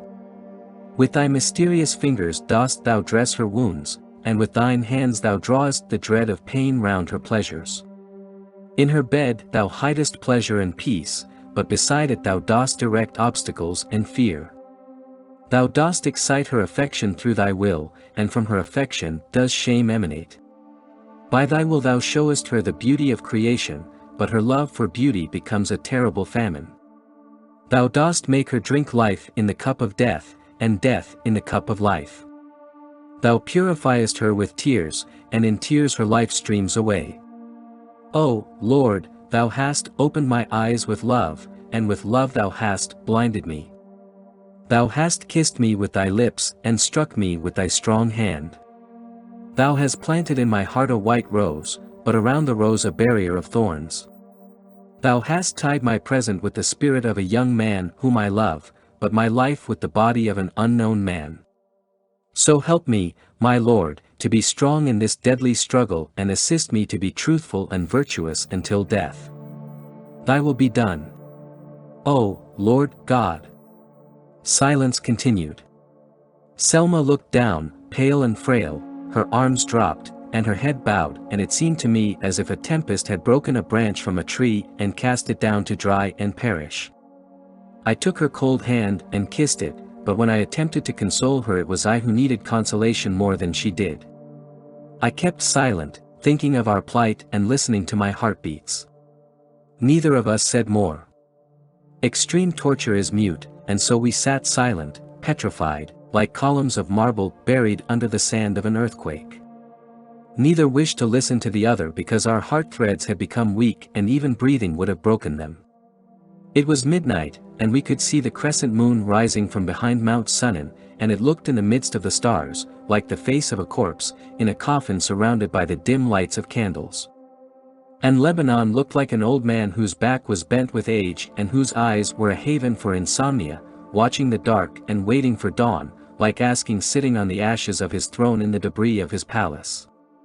The mountains, trees, and rivers changed their appearance with the vicissitudes of times and seasons, as a man changes with his experiences and emotions. The lofty poplar that resembles a bride in the daytime, will look like a column of smoke in the evening. The huge rock that stands impregnable at noon, will appear to be a miserable pauper at night, with earth for his bed and the sky for his cover, and the rivulet that we see glittering in the morning and hear singing the hymn of eternity, will, in the evening, turn to a stream of tears wailing like a mother bereft of her child. And Lebanon, that had looked dignified a week before, when the moon was full and our spirits were happy, looked sorrowful and lonesome that night. We stood up and bade each other farewell, but love and despair stood between us like two ghosts, one stretching his wings with his fingers over our throats, one weeping and the other laughing hideously. As I took Selma's hand and put it to my lips, she came close to me and placed a kiss on my forehead, then dropped on the wooden bench. She shut her eyes and whispered softly, "O Lord God, have mercy on me and mend my broken wings." As I left Selma in the garden, I felt as if my senses were covered with a thick veil, like a lake whose surface is concealed by fog. The beauty of trees, the moonlight, the deep silence, everything about me looked ugly and horrible. The true light that had showed me the beauty and wonder of the universe was converted to a great flame of fire that seared my heart, and the eternal music I used to hear became a clamor, more frightening than the roar of a lion. I reached my room, and like a wounded bird shot down by a hunter, I fell on my bed, repeating the words of Selma, "O Lord God, have mercy on me and mend my broken wings." Chapter 7. Before the Throne of Death. Marriage in these days is a mockery whose management is in the hands of young men and parents. In most countries the young men win while the parents lose. The woman is looked upon as a commodity, purchased and delivered from one house to another. In time her beauty fades and she becomes like an old piece of furniture left in a dark corner. Modern civilization has made woman a little wiser, but it has increased her suffering because of man's covetousness. The woman of yesterday was a happy wife, but the woman of today is a miserable mistress. In the past she walked blindly in the light, but now she walks open-eyed in the dark. She was beautiful in her ignorance, virtuous in her simplicity, and strong in her weakness. Today she has become ugly in her ingenuity, superficial and heartless in her knowledge. Will the day ever come when beauty and knowledge, ingenuity and virtue, and weakness of body and strength of spirit will be united in a woman? I am one of those who believe that spiritual progress is a rule of human life, but the approach to perfection is slow and painful. If a woman elevates herself in one respect and is retarded in another, it is because the rough trail that leads to the mountain peak is not free of ambushes of thieves and lairs of wolves. This strange generation exists between sleeping and waking. It holds in its hands the soil of the past and the seeds of the future. However, we find in every city a woman who symbolizes the future. In the city of Beirut, Selma Karamy was the symbol of the future Oriental woman, but, like many who lie ahead of their time, she became the victim of the present, and like a flower snatched from its stem and carried away by the current of a river, she walked in the miserable procession of the defeated. Mansour Bey Ghalib and Selma were married, and lived together in a beautiful house at Ras Beirut, where all the wealthy dignitaries resided. Faris Effendi Karamy was left in his solitary home in the midst of his garden and orchards like a lonely shepherd amid his flock. The days and merry nights of the wedding passed, but the honeymoon left memories of times of bitter sorrow, as wars leave skulls and dead bones on the battlefield. The dignity of an Oriental wedding inspires the hearts of young men and women, but its termination may drop them like millstones to the bottom of the sea. Their exhilaration is like footprints on sand which remain only till they are washed away by the waves. Spring departed, and so did summer and autumn, but my love for Selma increased day by day until it became a kind of mute worship, the feeling that an orphan has toward the soul of his mother in heaven. My yearning was converted to blind sorrow that could see nothing but itself, and the passion that drew tears from my eyes was replaced by perplexity that sucked the blood from my heart, and my sighs of affection became a constant prayer for the happiness of Selma and her husband and peace for her father. My hopes and prayers were in vain, because Selma's misery was an internal malady that nothing but death could cure. Mansour Bey was a man to whom all the luxuries of life came easily, but, in spite of that, he was dissatisfied and rapacious. After marrying Selma, he neglected her father in his loneliness and prayed for his death so that he could inherit what was left of the old man's wealth. Mansour Bey's character was similar to his uncle's. The only difference between the two was that the bishop got everything he wanted secretly, under the protection of his ecclesiastical robe and the golden cross which he wore on his chest, while his nephew did everything publicly. The bishop went to church in the morning and spent the rest of the day pilfering from the widows, orphans, and simple-minded people. But Mansour Bey spent his days in pursuit of sexual satisfaction. On Sunday, Bishop Bulos Ghalib preached his gospel, but during weekdays he never practiced what he preached, occupying himself with political intrigues of the locality. And, by means of his uncle's prestige and influence, Mansour Bey made it his business to secure political plums for those who could offer a sufficient bribe. Bishop Bulos was a thief who hid himself under the cover of night, while his nephew, Mansour Bey, was a swindler who walked proudly in daylight. However, the people of Oriental nations place trust in such as they, wolves and butchers who ruin their country through covetousness and crush their neighbors with an iron hand. Why do I occupy these pages with words about the betrayers of poor nations instead of reserving all the space for the story of a miserable woman with a broken heart? Why do I shed tears for oppressed peoples rather than keep all my tears for the memory of a weak woman whose life was snatched by the teeth of death? But my dear readers, don't you think that such a woman is like a nation that is oppressed by priests and rulers? Don't you believe that thwarted love which leads a woman to the grave is like the despair which pervades the people of the earth?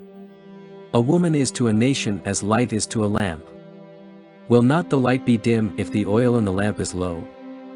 Autumn passed, and the wind blew the yellow leaves from the trees, making way for winter, which came howling and crying. I was still in the city of Beirut without a companion save my dreams, which would lift my spirit to the sky and then bury it deep in the bosom of the earth. The sorrowful spirit finds relaxation in solitude. It abhors people, as a wounded deer deserts the herd and lives in a cave until it is healed or dead. One day I heard Faris Effendi was ill. I left my solitary abode and walked to his home, taking a new route, a lonely path between olive trees, avoiding the main road with its rattling carriage wheels. Arriving at the old man's house, I entered and found Faris Effendi lying on his bed, weak and pale. His eyes were sunken and looked like two deep, dark valleys haunted by the ghosts of pain. The smile which had always enlivened his face was choked with pain and agony, and the bones of his gentle hands looked like naked branches trembling before the tempest. As I approached him and inquired as to his health, he turned his pale face toward me, and on his trembling lips appeared a smile, and he said in a weak voice, "Go, go, my son, to the other room and comfort Selma and bring her to sit by the side of my bed." I entered the adjacent room and found Selma lying on a divan, covering her head with her arms and burying her face in a pillow so that her father would not hear her weeping. Approaching slowly, I pronounced her name in a voice that seemed more like sighing than whispering. She moved fearfully, as if she had been interrupted in a terrible dream, and sat up, looking at me with glazed eyes, doubting whether I was a ghost or a living being. After a deep silence which took us back on the wings of memory to that hour and we were intoxicated with wine of love, Selma wiped away her tears and said, "See how time has changed us. See how time has changed the course of our lives and left us in these ruins. In this place spring united us in a bond of love, and in this place has brought us together before the throne of death. How beautiful was spring, and how terrible is this winter." Speaking thus, she covered her face again with her hands as if she were shielding her eyes from the specter of the past standing before her. I put my hand on her head and said, "Come, Selma, come and let us be as strong towers before the tempest. Let us stand like brave soldiers before the enemy and face his weapons. If we are killed, we shall die as martyrs, and if we win, we shall live as heroes. Braving obstacles and hardships is nobler than retreat to tranquility. The butterfly that hovers around the lamp until it dies is more admirable than the mole that lives in a dark tunnel. Come, Selma, let us walk this rough path firmly, with our eyes toward the sun so that we may not see the skulls and serpents among the rocks and thorns. If fear should stop us in middle of the road, we would hear only ridicule from the voices of the night, but if we reach the mountain peak bravely we shall join the heavenly spirits in songs of triumph and joy. Cheer up, Selma, wipe away your tears and remove the sorrow from your face. Rise, and let us sit by the bed of your father, because his life depends on your life, and your smile is his only cure." Kindly and affectionately, she looked at me and said, "Are you asking me to have patience, while you are in need of it yourself? Will a hungry man give his bread to another hungry man? Or will sick man give medicine to another which he himself needs badly?" She rose, her head bent slightly forward, and we walked to the old man's room and sat by the side of his bed. Selma forced a smile and pretended to be patient, and her father tried to make her believe that he was feeling better and getting stronger, but both father and daughter were aware of each other's sorrow and heard the unvoiced sighs. They were like two equal forces, wearing each other away silently. The father's heart was melting because of his daughter's plight. They were two pure souls, one departing and the other agonized with grief, embracing in love and death, and I was between the two with my own troubled heart. We were three people, gathered and crushed by the hands of destiny, an old man like a dwelling ruined by flood, a young woman whose symbol was a lily beheaded by the sharp edge of a sickle, and a young man who was a weak sapling, bent by a snowfall, and all of us were toys in the hands of fate. Faris Effendi moved slowly and stretched his weak hand towards Selma, and in a loving and tender voice said, "Hold my hand, my beloved." Selma held his hand, then he said, "I have lived long enough, and I have enjoyed the fruits of life's seasons. I have experienced all its phases with equanimity. I lost your mother when you were 3 years of age, and she left you as a precious treasure in my lap. I watched you grow, and your face reproduced your mother's features as stars reflected in a calm pool of water. Your character, intelligence, and beauty are your mother's, even your manner of speaking and gestures. You have been my only consolation in this life because you were the image of your mother in every deed and word. Now, I grow old, and my only resting place is between the soft wings of death. Be comforted, my beloved daughter, because I have lived long enough to see you as a woman. Be happy, because I shall live in you after my death. My departure today would be no different from my going tomorrow or the day after, for our days are perishing like the leaves of autumn. The hour of my days are perishing like the leaves of autumn. The hour of my death approaches rapidly, and my soul is desirous of being united with your mother's." As he uttered these words sweetly and lovingly, his face was radiant. Then he put his hand under his pillow and pulled out a small picture in a gold frame. With his eyes on the little photograph, he said, "Come, Selma, come and see your mother in this picture." Selma wiped away her tears, and after gazing long at the picture, she kissed it repeatedly and cried, "Oh, my beloved mother! Oh, mother!" Then she placed her trembling lips on the picture as if she wished to pour her soul into that image. The most beautiful word on the lips of mankind is the word mother, and the most beautiful call is the call of my mother. It is a word full of hope and love, a sweet and kind word coming from the depths of the heart.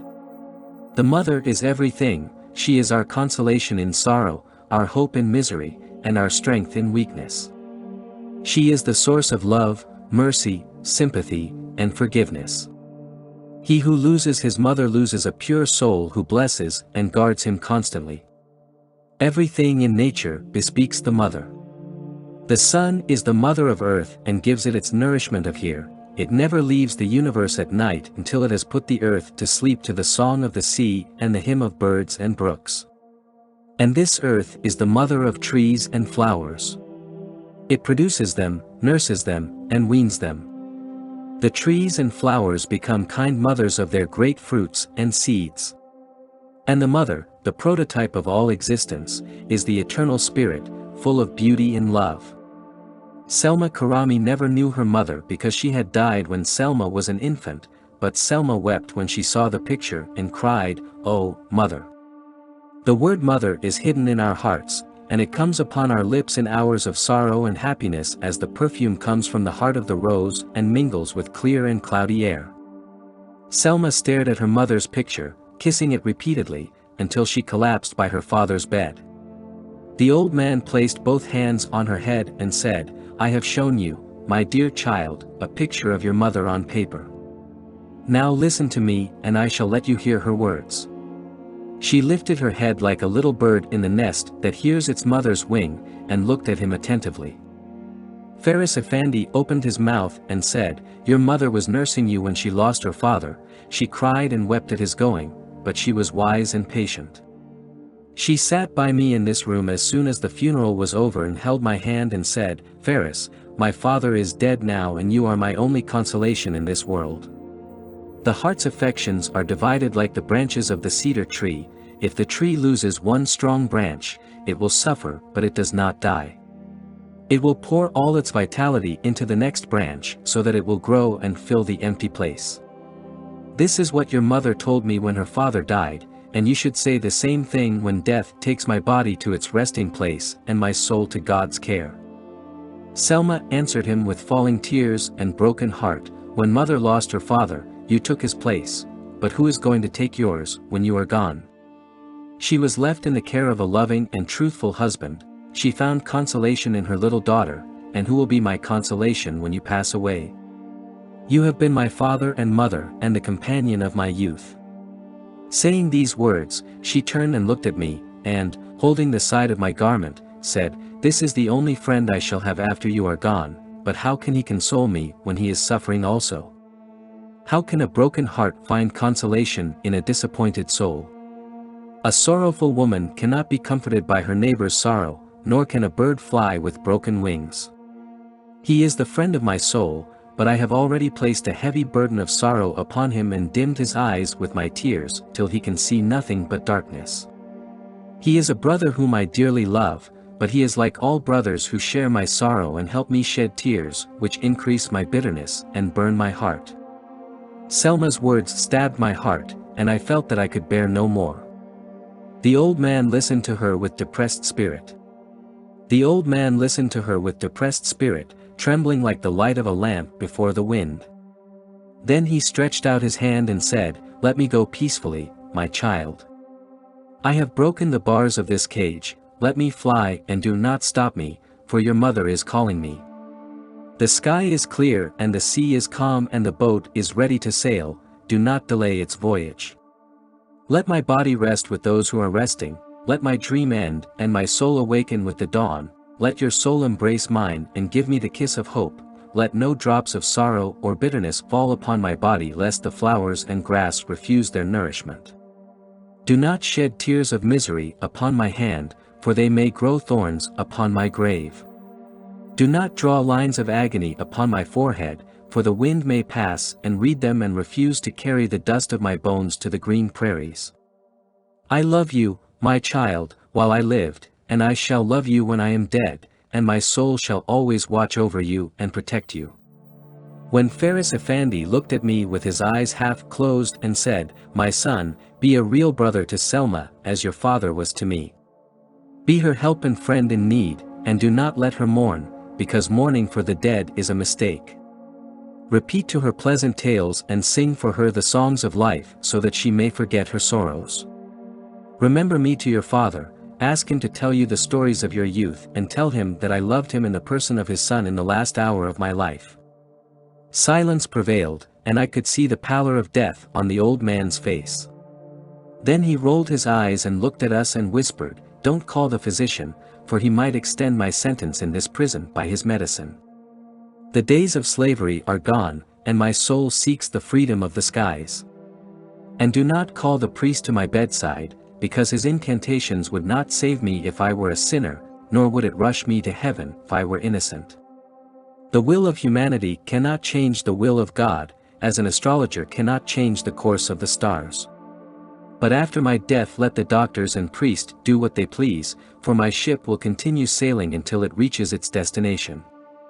At midnight Faris Effendi opened his tired eyes for the last time and focused them on Selma, who was kneeling by his bedside. He tried to speak, but could not, for death had already choked his voice, but he finally managed to say, The night has passed. Oh, Selma, oh, Selma. Then he bent his head, his face turned white, and I could see a smile on his lips as he breathed his last. Selma felt her father's hand. It was cold. Then she raised her head and looked at his face. It was covered with the veil of death. Selma was so choked that she could not shed tears, nor sigh, nor even move. For a moment she stared at him with fixed eyes like those of a statue, then she bent down until her forehead touched the floor, and said, Oh, Lord, have mercy and mend our broken wings. Faris Effendi Karamy died, his soul was embraced by eternity, and his body was returned to the earth. Mansour Bey Ghalib got possession of his wealth, and Selma became a prisoner of life, a life of grief and misery. I was lost in sorrow and reverie. Days and nights preyed upon me as the eagle ravages its victim. Many a time I tried to forget my misfortune by occupying myself with books and scriptures of past generation, but it was like extinguishing fire with oil, for I could see nothing in the procession of the past but tragedy and could hear nothing but weeping and wailing. The book of Job was more fascinating to me than the Psalms, and I preferred the elegies of Jeremiah to the Song of Solomon. Hamlet was closer to my heart than all other dramas of Western writers. Thus despair weakens our sight and closes our ears. We can see nothing but specters of doom and can hear only the beating of our agitated hearts. Chapter 8. Between Christ and Ishtar. In the midst of the gardens and hills which connect the city of Beirut with Lebanon there is a small temple, very ancient, dug out of white rock, surrounded by olive, almond, and willow trees.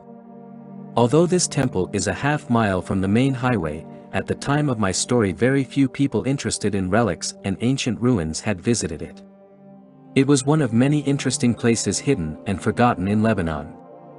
Due to its seclusion, it had become a haven for worshippers and a shrine for lonely lovers.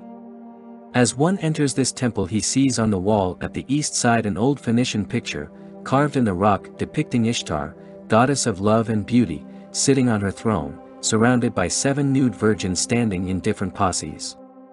The first one carries a torch, the second, a guitar, the third, a censer, the fourth a jug of wine, the fifth, a branch of roses, the sixth, a wreath of laurel, the seventh, a bow and arrow, and all of them look at Ishtar reverently. In the second wall there is another picture, more modern than the first one, symbolizing Christ nailed to the cross, and at his side stand his sorrowful mother and Mary Magdalene and two other women weeping. This Byzantine picture shows that it was carved in the 15th or 16th century. In the west side wall there are two round transits through which the sun's rays enter the temple and strike the pictures and make them look as if they were painted with gold watercolor. In the middle of the temple there is a square marble with old paintings on its sides, some of which can hardly be seen under the petrified lumps of blood which show that the ancient people offered sacrifices on this rock and poured perfume, wine, and oil upon it. There is nothing else in that little temple except deep silence, revealing to the living the secrets of the goddess and speaking wordlessly of past generations and the evolution of religions. Such a sight carries the poet to a world far away from the one in which he dwells and convinces the philosopher that men were born religious. They felt a need for that which they could not see and drew symbols, the meaning of which divulged their hidden secrets and their desires in life and death. In that unknown temple, I met Selma once every month and spent the hours with her, looking at those strange pictures, thinking of the crucified Christ and pondering upon the young Phoenician men and women who lived, loved and worshipped beauty in the person of Ishtar by burning incense before her statue and pouring perfume on her shrine, people for whom nothing is left to speak except the name, repeated by the march of time before the face of eternity. It is hard to write down in words the memories of those hours when I met Selma, those heavenly hours, filled with pain, happiness, sorrow, hope, and misery. We met secretly in the old temple, remembering the old days, discussing our present, fearing our future, and gradually bringing out the hidden secrets in the depths of our hearts and complaining to each other of our misery and suffering, trying to console ourselves with imaginary hopes and sorrowful dreams. Every now and then we would become calm and wipe our tears and start smiling, forgetting everything except love. We embraced each other until our hearts melted, then Selma would print a pure kiss on my forehead and fill my heart with ecstasy. I would return the kiss as she bent her ivory neck while her cheeks became gently red like the first ray of dawn on the forehead of hills. We silently looked at the distant horizon where the clouds were colored with the orange ray of sunset. Our conversation was not limited to love. Every now and then we drifted on to current topics and exchanged ideas. During the course of conversation Selma spoke of woman's place in society, the imprint that the past generation had left on her character, the relationship between husband and wife, and the spiritual diseases and corruption which threatened married life. I remember her saying, "The poets and writers are trying to understand the reality of woman, but up to this day they have not understood the hidden secrets of her heart, because they look upon her from behind the sexual veil and see nothing but externals. They look upon her through the magnifying glass of hatefulness and find nothing except weakness and submission." In another occasion she said, pointing to the carved pictures on the walls of the temple, "In the heart of this rock there are two symbols depicting the essence of a woman's desires and revealing the hidden secrets of her soul, moving between love and sorrow, between affection and sacrifice, between Ishtar sitting on the throne and Mary standing by the cross. The man buys glory and reputation, but the woman pays the price. No one knew about our secret meetings except God and the flock of birds which flew over the temple. Selma used to come in her carriage to a place named Pasha Park, and from there she walked to the temple, where she found me anxiously waiting for her. We feared not the observer's eyes, neither did our consciences bother us. The spirit which is purified by fire and washed by tears is higher than what the people call shame and disgrace. It is free from the laws of slavery and old customs against the affections of the human heart. That spirit can proudly stand unashamed before the throne of God. Human society has yielded for 70 centuries to corrupted laws until it cannot understand the meaning of the superior and eternal laws. A man's eyes have become accustomed to the dim light of candles and cannot see the sunlight. Spiritual disease is inherited from one generation to another until it has become a part of people, who look upon it, not as a disease, but as a natural gift, showered by God upon Adam. If those people found someone free from the germs of this disease, they would think of him with shame and disgrace. Those who think evil of Selma Karamy because she left her husband's home and met me in the temple are the diseased and weak-minded kind who look upon the healthy and sound as rebels. They are like insects crawling in the dark for fear of being stepped upon by the passerby. The oppressed prisoners, who can break away from his jail and does not do so, is a coward. Selma, an innocent and oppressed prisoner, was unable to free herself from slavery. Was she to blame because she looked through the jail window upon the green fields and spacious sky? Will the people count her as being untruthful to her husband because she came from his home to sit by me between Christ and Ishtar? Let the people say what they please. Selma had passed the marshes which submerge other spirits and had landed in a world that could not be reached by the howling of wolves and rattling of snakes. People may say what they want about me, for the spirit who has seen the specter of death cannot be scared by the faces of thieves. The soldier who has seen the swords glittering over his head and streams of blood under his feet does not care about rocks thrown at him by the children on the streets. Chapter 9. The Sacrifice. One day in the late part of June, as the people left the city for the mountain to avoid the heat of summer, I went as usual to the temple to meet Selma, carrying with me a little book of Andalusian poems.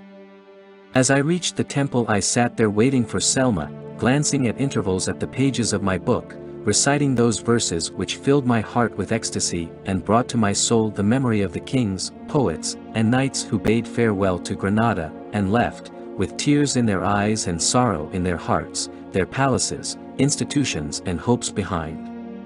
In an hour I saw Selma walking in the midst of the gardens and I approaching the temple, leaning on her parasol as if she were carrying all the worries of the world upon her shoulders. As she entered the temple and sat by me, I noticed some sort of change in her eyes and I was anxious to inquire about it. Selma felt what was going on in my mind, and she put her hand on my head and said, "Come close to me, come my beloved, come and let me quench my thirst, for the hour of separation has come." I asked her, "Did your husband find out about our meeting her?" She responded, "My husband does not care about me, neither does he know how I spend my time, for he is busy with those poor girls whom poverty has driven into the houses of ill fame, those girls who sell their bodies for bread, kneaded with blood and tears." I inquired, "What prevents you from coming to this temple and sitting by me reverently before God? Is your soul requesting our separation?" She answered with tears in her eyes, "No, my beloved, my spirit did not ask for separation, for you are a part of me. My eyes never get tired of looking at you, for you are their light, but if destiny ruled that I should walk the rough path of life loaded with shackles, would I be satisfied if your fate should be like mine?" Then she added, "I cannot say everything, because the tongue is mute with pain and cannot talk, the lips are sealed with misery and cannot move. All I can say to you is that I am afraid you may fall in the same trap I fell in." When I asked, "What do you mean, Selma, and of whom are you afraid?" she covered her face with her hands and said, "The bishop has already found out that once a month I have been leaving the grave which he buried me in." I inquired, "Did the bishop find out about our meetings here?" She answered, "If he did, you would not see me here sitting by you, but he is getting suspicious and he informed all his servants and guards to watch me closely. I am feeling that the house I live in and the path I walk on are all eyes watching me, and fingers pointing at me, and ears listening to the whisper of my thoughts."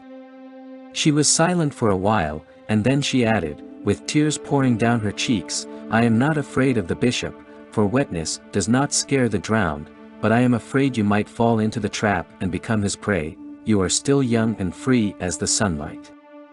I am not frightened of fate which has shot all its arrows in my breast, but I am afraid the serpent might bite your feet and detain you from climbing the mountain peak where the future awaits you with its pleasure and glory."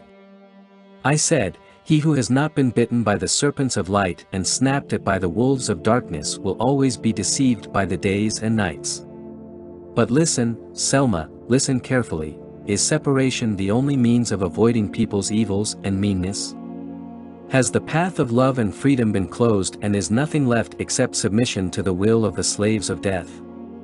She responded, "Nothing is left save separation and bidding each other farewell."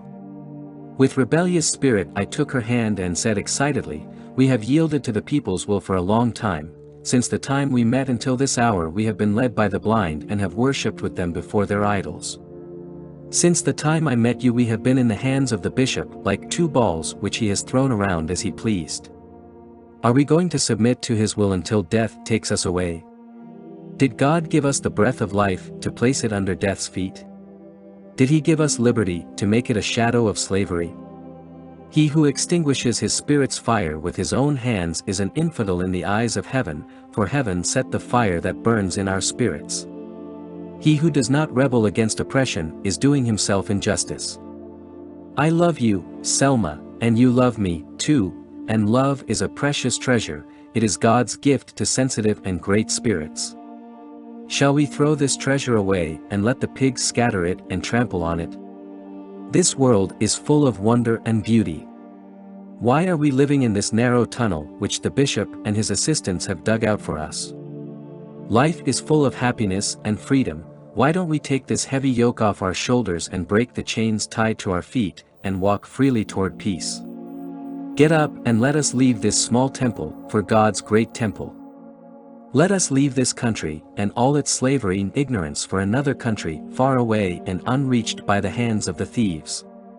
Let us go to the coast under the cover of night and catch a boat that will take us across the oceans, where we can find a new life full of happiness and understanding. Do not hesitate, Selma, for these minutes are more precious to us than the crowns of kings and more sublime than the thrones of angels. Let us follow the column of light that leads us from this arid desert into the green fields where flowers and aromatic plants grow. She shook her head and gazed at something invisible on the ceiling of the temple. A sorrowful smile appeared on her lips, then she said, "No, no, my beloved. Heaven placed in my hand a cup, full of vinegar and gall. I forced myself to drink it in order to know the full bitterness at the bottom until nothing was left save a few drops, which I shall drink patiently.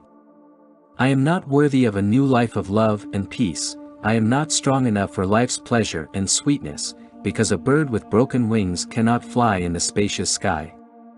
The eyes that are accustomed to the dim light of a candle are not strong enough to stare at the sun.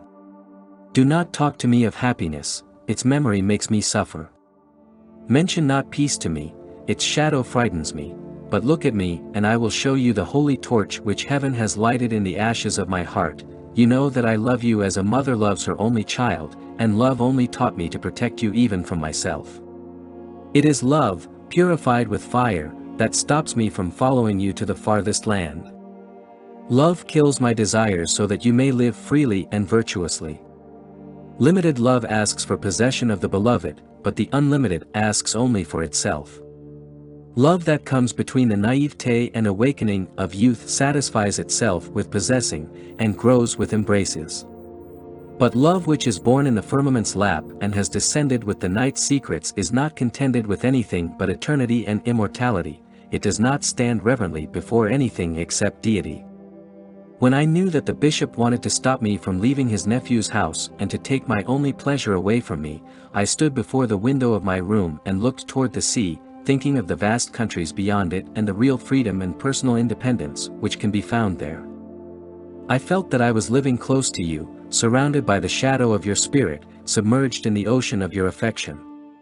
But all these thoughts which illuminate a woman's heart and make her rebel against old customs and live in the shadow of freedom and justice, made me believe that I am weak and that our love is limited and feeble, unable to stand before the sun's face. I cried like a king whose kingdom and treasure have been usurped, but immediately I saw your face through my tears and your eyes gazing at me, and I remembered what you said to me once, "Come, Selma, come and let us be strong towers before the tempest. Let us stand like brave soldiers before the enemy and face his weapons. If we are killed, we shall die as martyrs, and if we win, we shall live as heroes. Braving obstacles and hardships is nobler than retreat to tranquility." These words, my beloved, you uttered when the wings of death were hovering around my father's bed. I remembered them yesterday when the wings of despair were hovering above my head. I strengthened myself and felt, while in the darkness of my prison, some sort of precious freedom easing our difficulties and diminishing our sorrows. I found out that our love was as deep as the ocean and as high as the stars and as spacious as the sky. I came here to see you, and in my weak spirit there is a new strength, and this strength is the ability to sacrifice a great thing in order to obtain a greater one. It is the sacrifice of my happiness so that you may remain virtuous and honorable in the eyes of the people and be far away from their treachery and persecution. In the past, when I came to this place I felt as if heavy chains were pulling down on me, but today I came here with a new determination that laughs at the shackles and shortens the way. I used to come to this temple like a scared phantom, but today I came like a brave woman who feels the urgency of sacrifice and knows the value of suffering, a woman who likes to protect the one she loves from the ignorant people and from her hungry spirit. I used to sit by you like a trembling shadow, but today I came here to show you my true self before Ishtar and Christ. I am a tree, grown in the shade, and today I stretched my branches to tremble for a while in the daylight. I came here to tell you goodbye, my beloved, and it is my hope that our farewell will be great and awful like our love. Let our farewell be like fire that bends the gold and makes it more resplendent. Selma did not allow me to speak or protest, but she looked at me, her eyes glittering, her face retaining its dignity, seeming like an angel worthy of silence and respect. Then she flung herself upon me, something which she had never done before, and put her smooth arms around me and printed a long, deep, fiery kiss on my lips. As the sun went down, withdrawing its rays from those gardens and orchards, Selma moved to the middle of the temple and gazed along at its walls and corners as if she wanted to pour the light of her eyes on its pictures and symbols. Then she walked forward and reverently knelt before the picture of Christ and kissed his feet, and she whispered, "O Christ, I have chosen thy cross and deserted Ishtar's world of pleasure and happiness. I have worn the wreath of thorns and discarded the wreath of laurel and washed myself with blood and tears instead of perfume and scent. I have drunk vinegar and gall from a cup which was meant for wine and nectar. Accept me, my Lord, among thy followers and lead me toward Galilee with those who have chosen thee, contended with their sufferings and delighted with their sorrows." When she rose and looked at me and said, "Now I shall return happily to my dark cave, where horrible ghosts reside, do not sympathize with me, my beloved, and do not feel sorry for me, because the soul that sees the shadow of God once will never be frightened, thereafter, of the ghosts of devils. And the eye that looks on heaven once will not be closed by the pains of the world." Uttering these words, Selma left the place of worship, and I remained there lost in a deep sea of thoughts, absorbed in the world of revelation where God sits on the throne and the angels write down the acts of human beings, and the souls recite the tragedy of life, and the brides of heaven sing the hymns of love, sorrow and immortality. Night had already come when I awakened from my swoon and found myself bewildered in the midst of the gardens, repeating the echo of every word uttered by Selma and remembering her silence, her actions, her movements, her expression and the touch of her hands, until I realized the meaning of farewell and the pain of lonesomeness. I was depressed and heartbroken. It was my first discovery of the fact that men, even if they are born free, will remain slaves of strict laws enacted by their forefathers, and that the firmament, which we imagine as unchanging, is the yielding of today to the will of tomorrow and submission of yesterday to the will of today. Many a time, since the night, I have thought of the spiritual law which made Selma prefer death to life, and many a time I have made a comparison between nobility of sacrifice and happiness of rebellion, to find out which one is nobler and more beautiful, but until now I have distilled only one truth out of the whole matter, and this truth is sincerity, which makes all our deeds beautiful and honorable. And this sincerity was in Selma Karamy. Chapter 10. The Rescuer. 5 years of Selma's marriage passed without bringing children to strengthen the ties of spiritual relation between her and her husband and bind their repugnant souls together. A barren woman is looked upon with disdain everywhere because of most men's desire to perpetuate themselves through posterity. The substantial man considers his childless wife as an enemy, he detests her and deserts her and wishes her death. Mansour Bey Ghalib was that kind of man. Materially, he was like earth, and hard like steel and greedy like a grave. His desire of having a child to carry on his name and reputation made him hate Selma in spite of her beauty and sweetness. A tree grown in a cave does not bear fruit, and Selma, who lived in the shade of life, did not bear children. The nightingale does not make his nest in a cage lest slavery be the lot of its chicks. Selma was a prisoner of misery, and it was heaven's will that she would not have another prisoner to share her life. The flowers of the field are the children of sun's affection and nature's love, and the children of men are the flowers of love and compassion. The spirit of love and compassion never dominated Selma's beautiful home at Ras Beirut. Nevertheless, she knelt down on her knees every night before heaven and asked God for a child in whom she would find comfort and consolation. She prayed successively until heaven answered her prayers. The tree of the cave blossomed to bear fruit at last. The nightingale in the cage commenced making its nest with the feathers of its wings. Selma stretched her chained arms toward heaven to receive God's precious gift, and nothing in the world could have made her happier than becoming a potential mother.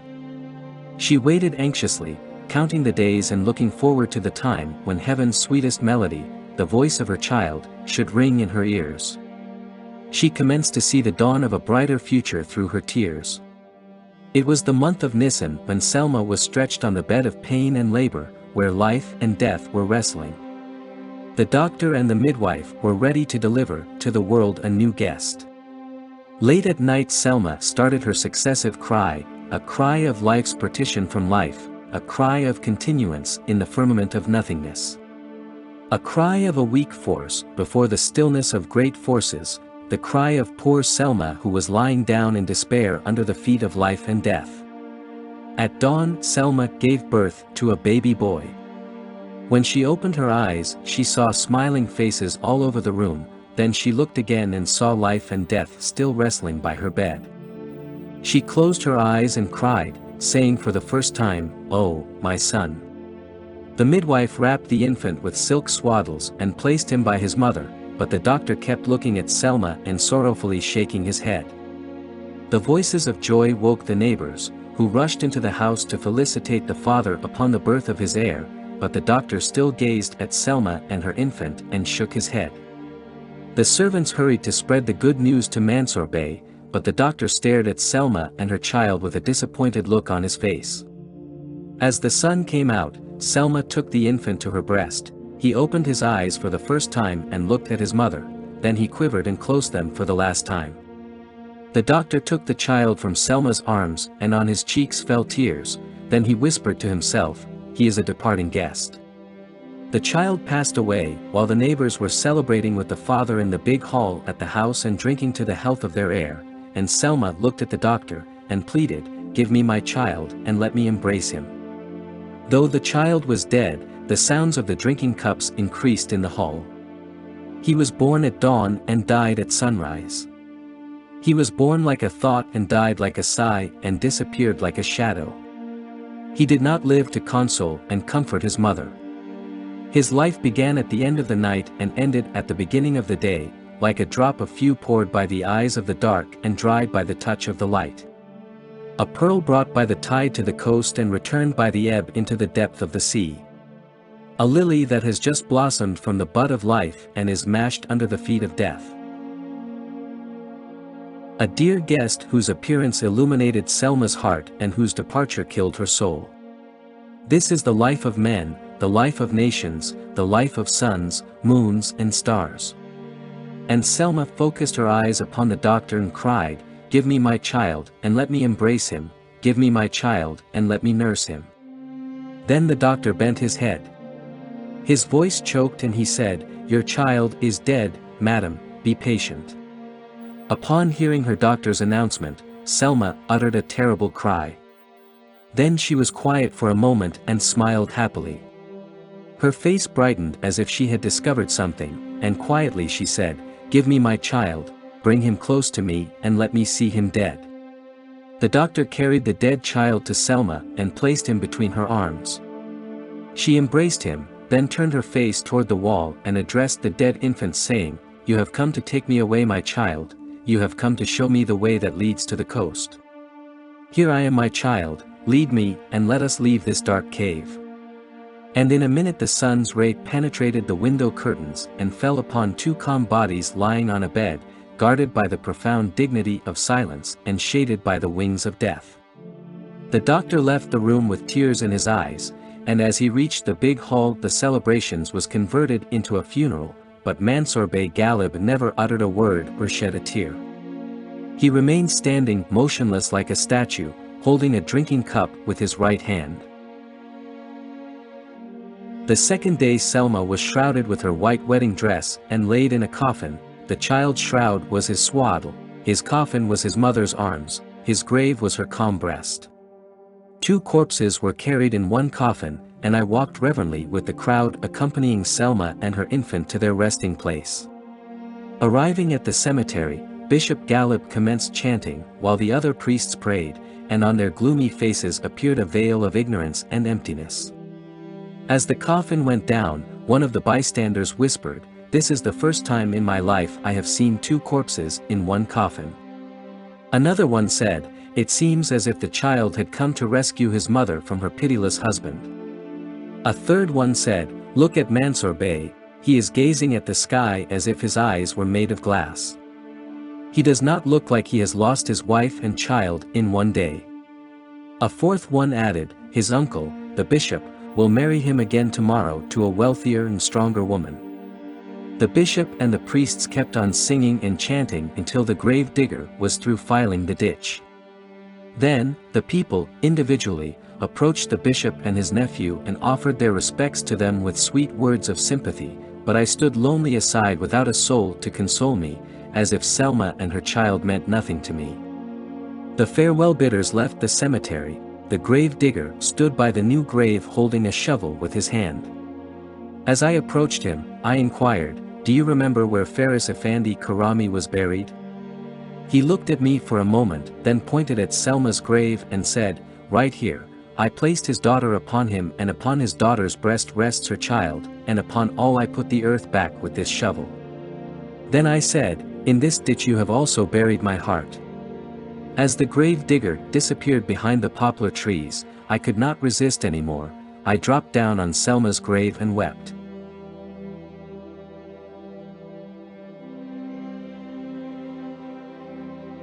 Thank you for watching.